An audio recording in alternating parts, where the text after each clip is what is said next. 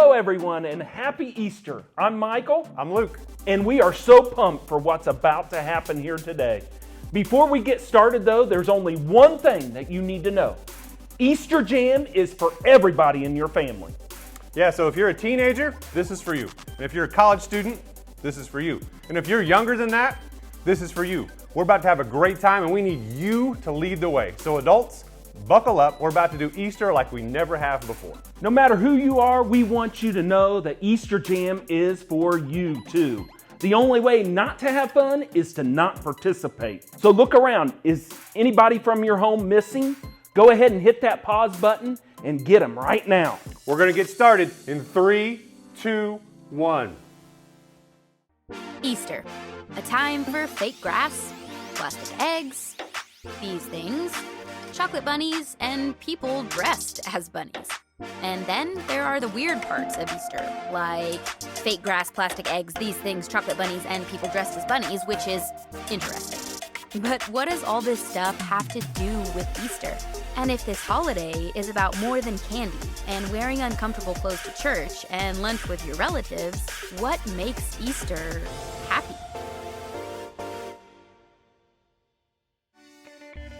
Hear me out. There are two types of people in this world. People who love these things and people who don't. And I definitely understand why some people don't. Alright, you let me know. Families, if you love these, give me a thumbs up. If you don't love Peeps, give me a thumbs down. Aww. Okay, we get it. A lot of differing opinions here. Either way, you're gonna love this game. Alex, explain it to us. Alright families, get ready for the most epic game of your life. Peep jousting.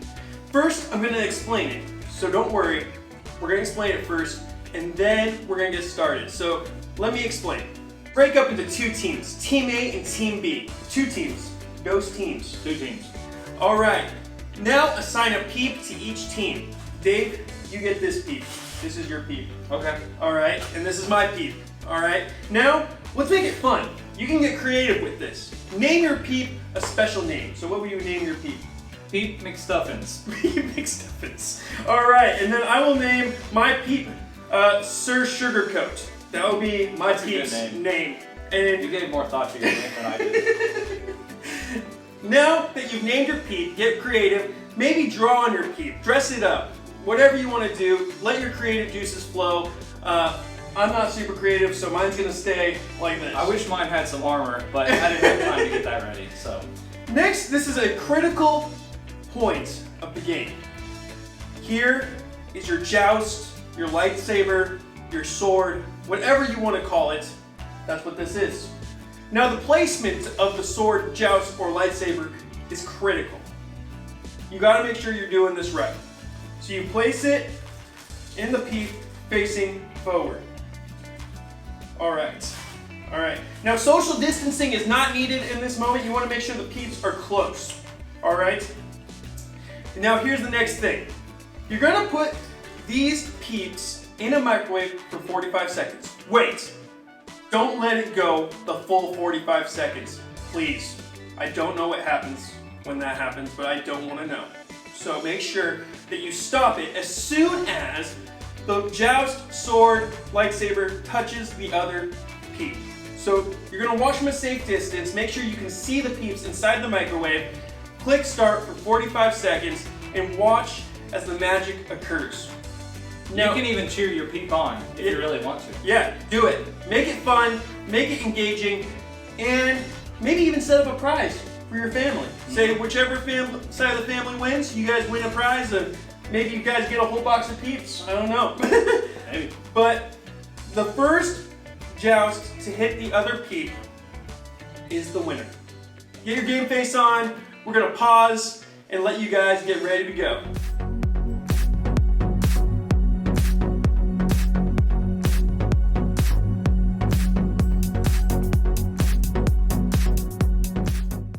Hey guys, how did it go? Who won?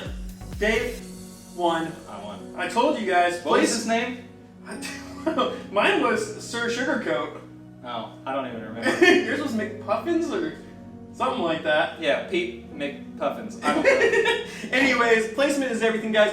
We want to see that photo finish. We want to see the pictures that you've taken of your peeps, and you can post that to hashtag CCC Easter Week. 3 C's Easter Week. Awesome, guys. We look forward to seeing them. Well, hello, all you peeps. Hi, I'm Sherry. Are you ready to play another game? For this one, you'll need a laundry basket and socks. Lots of socks. Now, it doesn't matter if they're clean or if they're dirty, as long as they match. If you don't have these things together, go get them now. Just hit pause, and when you come back, I'll tell you what's next.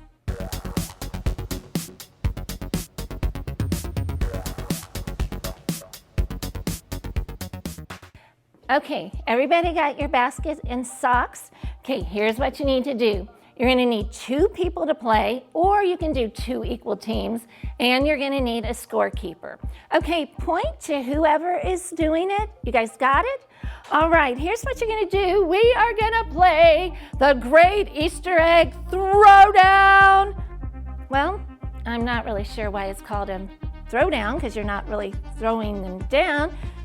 You're not really throwing them up either. Official timeout. Excuse me, Sherry. Do you know how to shoot a free throw? Do I look like someone that knows how to shoot a free throw? Don't answer that. You know what, Pastor Mike? It might be best if you came up and led this game. Come on in. I'm going to practice some social distancing. To get started, you're gonna dump the socks out of the basket on one side of the room. Then you're gonna take the empty basket, put it on the other side of the room. And then when I say go, you're gonna grab a sock and get the other matching sock, and you're gonna roll it into a ball or, maybe an Easter egg. And then you're gonna throw it to the empty basket and hopefully make it into the Easter basket. The player or the team with the most socks or eggs in the basket is the winning team. If you don't have a scorekeeper to help you keep count, it's all right. Just keep count on your own. That means everybody is on the honor system. All right, parents, I'm talking to you. If needed, press pause now to get everything and everyone in position for this game, and I'll wait right here.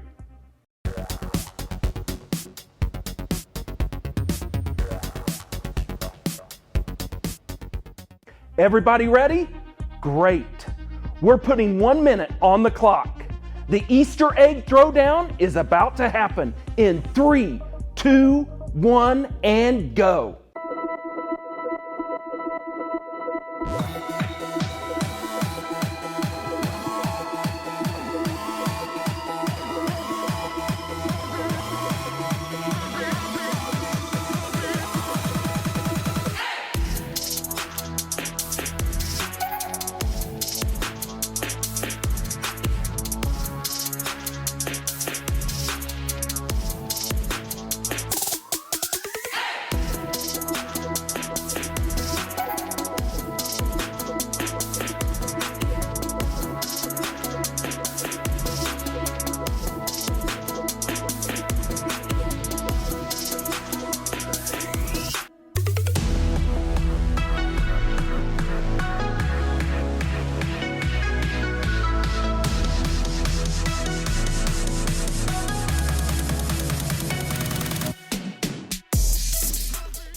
All right, families, come on back over here.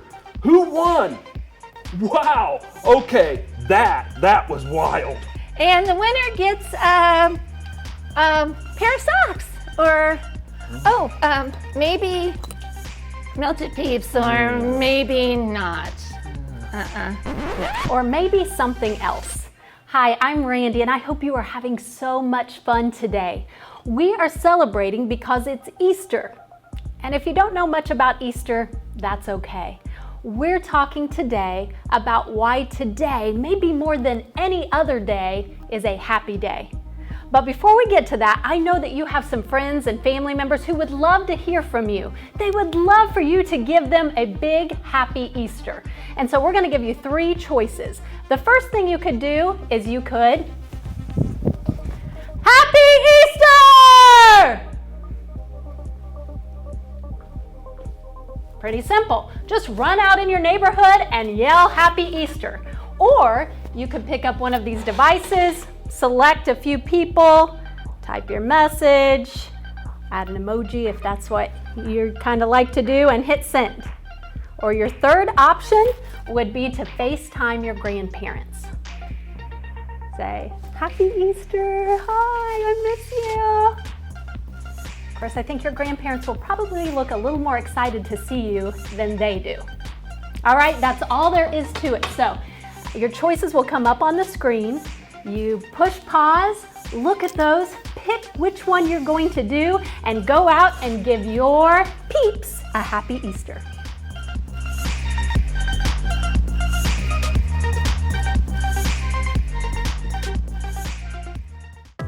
Wow, so I got like 10 texts saying Happy Easter. Thanks, fam.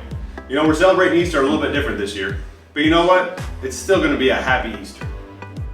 And you know, that's not just because of peep wars or chocolate bunnies or Easter baskets, although those are pretty fun. Yeah. It's still happy because of what happened thousands of years ago at the very first Easter. It's the world's most powerful story, and yet it can be told with your laundry.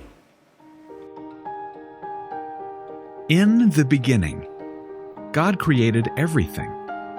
He formed people in His very own image. But then, we turned away from God. Sin entered the world, like a dark stain. Still, God loved us so deeply that He made a plan to rescue us. At just the right moment, God sent His very own Son, Jesus, to live among us. Jesus healed hearts, and minds, and bodies. Thousands gathered to hear Him teach. Instead of giving lots of new rules, Jesus turned things upside down by making it simple. Love God, love others. After 3 years of traveling and teaching, Jesus and His disciples entered Jerusalem to celebrate the Passover feast. Huge crowds gathered to welcome Him. But while the crowds cheered for Jesus, the religious leaders made plans to arrest Him. He was turning their world upside down, and they wanted Him gone. As Jesus celebrated the Passover meal with His friends, He told them that He would be leaving, but would return. His friends didn't understand. That night, one of Jesus' followers, Judas, led soldiers to arrest Him. The religious leaders gave Jesus a fake trial and then sent Him to Pilate, the Roman governor, who could have Him killed. Pilate found Jesus had broken no law and tried to release Him. But a mob called for Jesus to be killed. Pilate gave in and handed Jesus over to the Roman soldiers.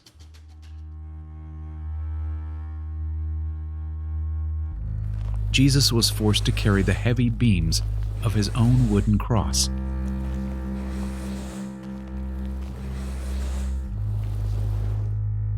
On a hill called Golgotha, the soldiers nailed Jesus' hands and feet to the rough wood. The soldiers and people who passed by laughed and mocked Him. But from the cross, Jesus asked God to forgive them. Finally, Jesus called out, "It is finished." Then He died. The earth shook. Rocks split open. Even the soldiers cried, "Surely He was the Son of God." One of Jesus' followers took His body and placed it in a tomb cut from the rock. A huge stone blocked the entrance. Jesus' friends were devastated. They had believed that Jesus was the one God promised, the one who would rescue them, but now He was gone. Their whole world had turned upside down. Jesus' friends stayed hidden in fear for 3 days. But early Sunday morning, Mary Magdalene, a close friend of Jesus, hurried to the tomb. She planned to anoint Jesus' body with special spices. As Mary neared the tomb, she saw the stone had been rolled away. The tomb was empty. Mary turned to see a man standing near. She didn't recognize him until he said, Mary. It was Jesus, alive. Jesus told her, "Do not hold on to me. I have not yet ascended to the Father.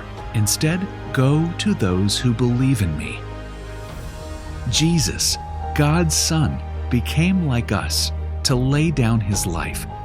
Through God's power, he defeated death for all of us, and sin was washed away. One day, he's promised to return, so we can live with him forever.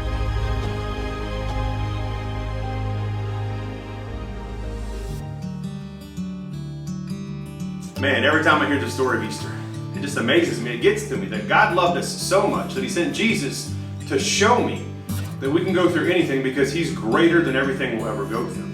You know, the simple fact that Jesus came back to life, it helps me understand that I can face anything that I come to in this world. And God will be right there with me because Jesus is alive. I like to think about it like this. I can because Jesus is alive. I can keep loving because Jesus is alive. I can be brave because Jesus is alive. And I can have hope because Jesus is alive. All right, here's an idea. Take a few minutes and add to this list of things that you can do because Jesus is alive. Answer this question together as a family. How would you fill in the blank? I can because Jesus is alive. Pause this video where you are right now and take a few minutes and discuss. When you're finished, meet us right back here.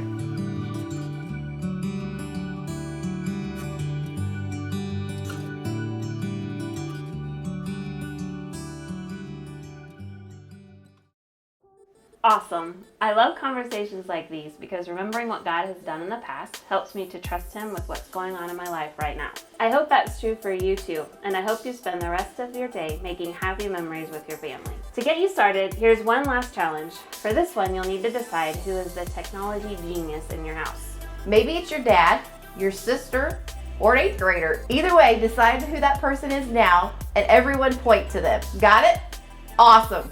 As soon as this video is over, we want you to go outside and take a family Easter photo. You can be dressed up or in your PJs. It can be totally normal or super silly. Maybe your photo session will look like this. Or this. Either way, remember to use the hashtag CCC Easter Week so we can see your family's Easter style. Maybe now more than ever, this is time to celebrate and remember God's faithfulness and the hope he gives us in Jesus. After all, that's what makes Easter so happy! Thank you so much for joining us. We hope you and your family had as much fun as we did. Yeah. And we know some of your families are going to want to discuss even more. So we've put together a discussion guide that you can find a link to in the comments below. If not, you can check it out on our website, ecrossroads.org. And remember, if you're posting pictures or you're going to put some videos on social media, use the hashtag CCC Easter Week. Happy Easter, everybody.